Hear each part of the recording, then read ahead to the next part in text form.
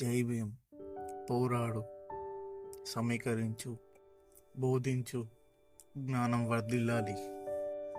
ఈ మాటలు వింటే ఎవరికి అయినా గుండెల్లో ధైర్యం, పెదవిపై చిరునవ్వు వస్తుంది. అయితే ఈ మాటల వెనుక ఉన్న త్యాగం గురించి మనం తెలుసుకోవాలి. ఈరోజు మనం తెలుసుకుంటున్నాం ఒక మహనీయుడు గురించి. అతనే డాక్టర్ బిఆర్ అంబేద్కర్. భారత రాజ్యాంగ నిర్మాత, సంఘ సంస్కర్త, ఆర్థికవేత్త మరియు న్యాయవాది. అంటరానితనం, కుల వివక్షపై పోరాడి దళితులు, మహిళలు మరియు కార్మికుల హక్కుల కోసం తన జీవితాన్ని సైతం అంకితం చేశారు. డాక్టర్ భీమ్రావ్ రామ్జీ అంబేద్కర్ 1991 ఏప్రిల్ మధ్యప్రదేశ్లోని మావ్ అనే గ్రామంలో అంబేద్కర్ నగర్లో రామ్జీ మాలోజీ సత్పాల్ మరియు భీమాబాయి 14వ సంతానంగా అంబేద్కర్ గారు జన్మించారు. మహార్ కులానికి చెందిన అంబేద్కర్ గారు చిన్నప్పటి నుండి చాలా తీవ్రమైన కుల వివక్షను ఎదుర్కొన్నారు. నీళ్లు తాగితే తప్పు, గుళ్ళోకి వెళ్తే తప్పు, నించున్నా తప్పు, కూర్చున్నా తప్పు, చూసినా తప్పు. ఇలా చిన్నప్పటి నుంచి అగ్రకుల వాళ్ళు చేసే దౌర్జన్యాన్ని తట్టుకుంటూ వారిపై పోరాడి గెలిచి ఒక మేధావిగా ఎదిగాడు. అప్పట్లో ఈ మహర్ కులానికి చెందిన వాళ్ళని చాలా అంటరాని వాళ్ళుగా చూసేవారు. చివరికి వాళ్ళు నీళ్లు తాగాలన్నా అగ్రకులాల వాళ్ళు పైనుంచి పోస్తేనే తాగేవాళ్ళు. చిన్నప్పుడు అంబేద్కర్ గారు స్కూల్లో చదువుకుంటున్నప్పుడు టీచర్ ఒక ప్రశ్న వేసి జవాబు చెప్పమంటే ఎవ్వరూ చెప్పలేదు. అంబేద్కర్ గారు చెప్పడానికి ముందుకు వస్తే పక్కన ఉన్న ఓ పిల్లవాడు, సార్ అక్కడ మా లంచ్ బాక్సులు ఉన్నాయి, ఇతను వాటి దగ్గరగా వెళ్తే మా భోజనం మలిన పడిపోతుంది అని అన్నారు. అది చూసి అంబేద్కర్ గారు తట్టుకోలేకపోయారు. తరువాత ఇంటికి వెళ్ళే సమయంలో ఓ ఎద్దుల బండి వస్తే ఆ ఎద్దుల బండిపై ఎక్కి వెళ్దామనుకుంటే ఆ ఎద్దుల బండి వాడికి వీళ్ళు మహర్ కులానికి చెందిన వాళ్ళు అని తెలిసి వీళ్ళని వెంటనే బండి దించేస్తాడు. ఆ బండి వీళ్ళకే ఇచ్చి మీరే వెళ్ళిపోండి అంటాడు. ఇలా ఒక్కట రెండా చాలా ఉన్నాయి. తర్వాత రోజుల్లో అంబేద్కర్ గారిని తరగతి గదిలోనికి కూడా రానివ్వలేదు. అంబేద్కర్ గారు బయటే వింటూ పాటలు నేర్చుకునేవాడు. ఒకరోజు అంబేద్కర్ గారు వాళ్ళ అమ్మగారితో బయటకు వెళ్తూ ఉన్నప్పుడు ఒక గుడిని చూసి ఆ గుడి వద్ద ఆగి బయట నుండి దేవుని దండం పెట్టుకొని వెళ్తుంటే అంబేద్కర్ గారు ఇలా అన్నారు, అమ్మ మనం లోపలికి వెళ్ళి దండం పెట్టుకోవచ్చు కదా, ఎందుకు వెళ్ళడం లేదు, మనం అంటరాని వాళ్ళం బాబు అని వాళ్ళ అమ్మ అంది. కానీ అప్పుడు అంబేద్కర్ గారికి అర్థం కాలేదు. ఏంటి అంటరాని వాళ్ళం ఏంటి, అసలు ఈ కులం ఏంటి, మనల్ని ఎందుకు ఇలా చూస్తున్నారు, ఇలా చలించిపోయాడు. ఇవన్నిటినీ మార్చాలంటే చదువు ఒక్కటే మార్గం అని గట్టిగా ఫిక్స్ అయిపోయాడు. అలా తరగతి బయటనే పాఠాలు వింటూ నేర్చుకుంటూ ఉండేవాడు. ఒకరోజు కృష్ణాజీ అంబేద్కర్ అనే ఉపాధ్యాయుడు అంబేద్కర్ గారిని చూసి, ఈ బాలుడేంటి బయట ఉండే ఇంత బాగా నేర్చుకుంటున్నాడు అని ఆశ్చర్యపోయాడు.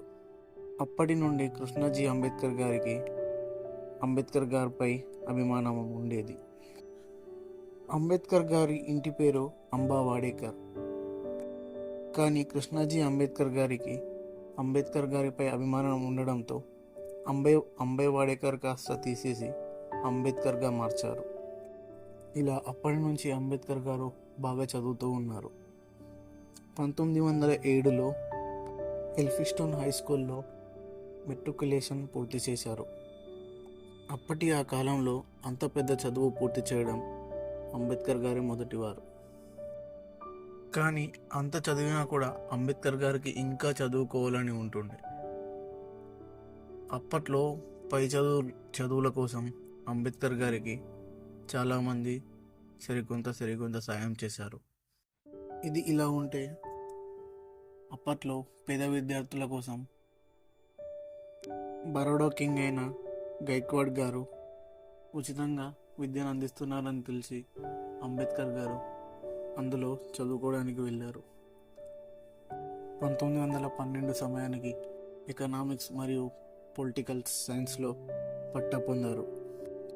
ఇది ఇలా ఉంటే అంబేద్కర్ గారి పై చదువుల కోసం డబ్బు సాయం చేసిన వారి డబ్బుతో అంబేద్కర్ గారు లండన్ వెళ్ళాడు. అక్కడ లండన్లో ప్రజల జీవన విధానాన్ని చూసి అంబేద్కర్ గారికి చాలా సంతోషం వేసింది. అక్కడ చిన్న కులం పెద్ద కులం అంటూ ఏది లేదు. అంబేద్కర్ గారికి అక్కడ చాలా స్వేచ్ఛగా అనిపించింది. అక్కడ లండన్లో లండన్ స్కూల్ ఆఫ్ ఎకనామిక్స్లో అంబేద్కర్ గారు చేరారు. అక్కడ చాలా పుస్తకాలు చదివేవారు రోజు, మరియు ఎందరో జీవిత చరిత్రలు ఇలా ఎప్పుడు చూసిన పుస్తకాల్లో చదువుతూ ఉండేవారు. మరియు అక్కడే డాక్టరేట్ పట్టా పొందారు. ఇది ఇలా ఉంటే బరోడా స్థానంలో చదువుకున్నప్పుడు అక్కడ ఇంతకాలం ఇందులో పనిచేయాలని అగ్రిమెంట్ ఉండే అంబేద్కర్ గారికి. ఏమి చేయలేక అగ్రిమెంట్ దగ్గర పడడంతో తిరిగి మళ్ళీ ఇండియాకి వచ్చారు. ఇండియాకి వచ్చిన తర్వాత అగ్రిమెంట్ ప్రకారం అందులో పనిచేశారు. అగ్రిమెంట్ అయిపోయిన తర్వాత అందులోనే ఒక కన్సల్టెన్స్ ఆఫీసర్గా పనిచేసేవారు. కానీ అక్కడ కూడా కుల వివక్ష ఎదుర్కొన్నారు.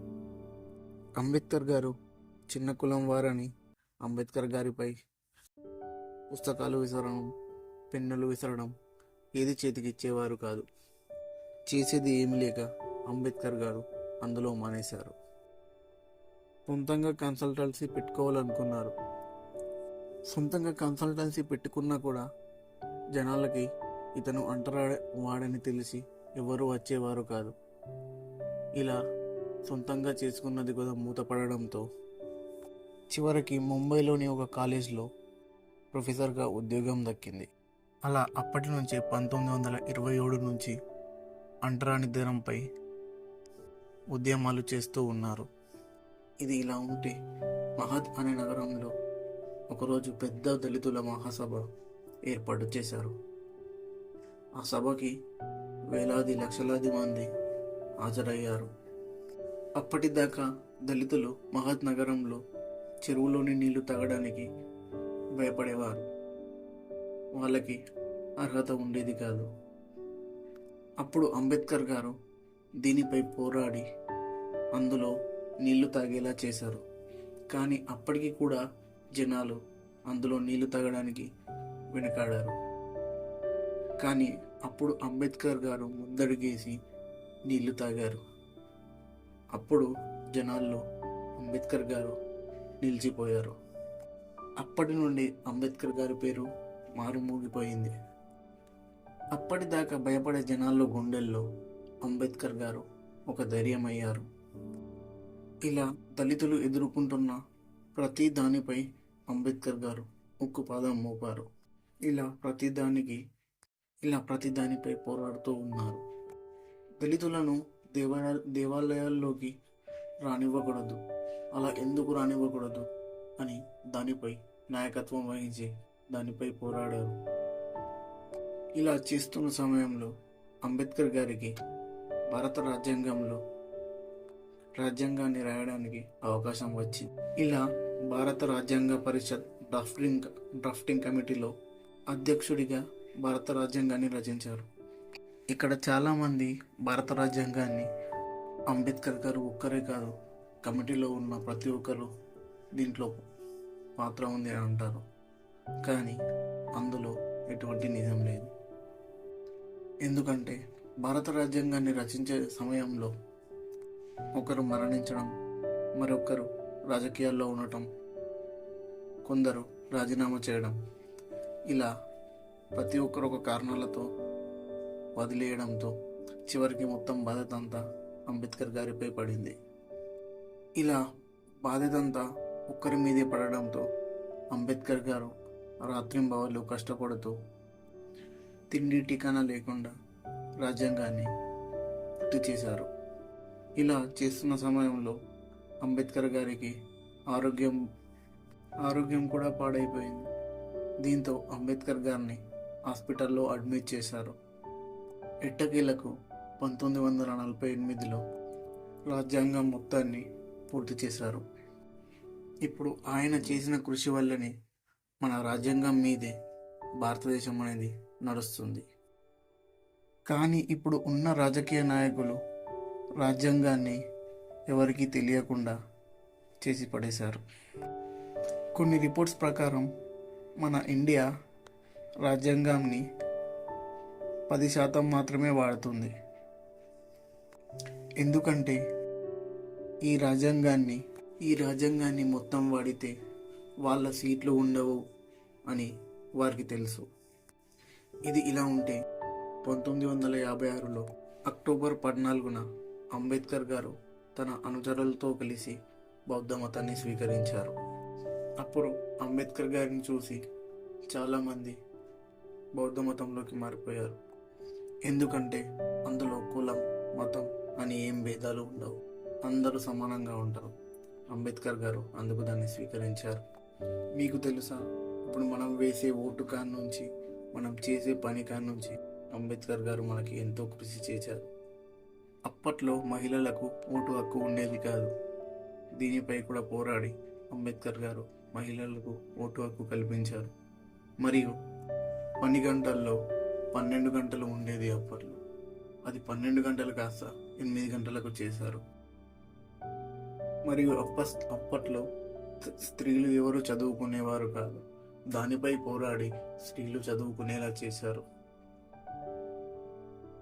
ఇలా ఇన్ని చేసిన ఈ మహనీయుడు చివరికి 1956 డిసెంబర్ 6న స్వర్గస్థులయ్యారు.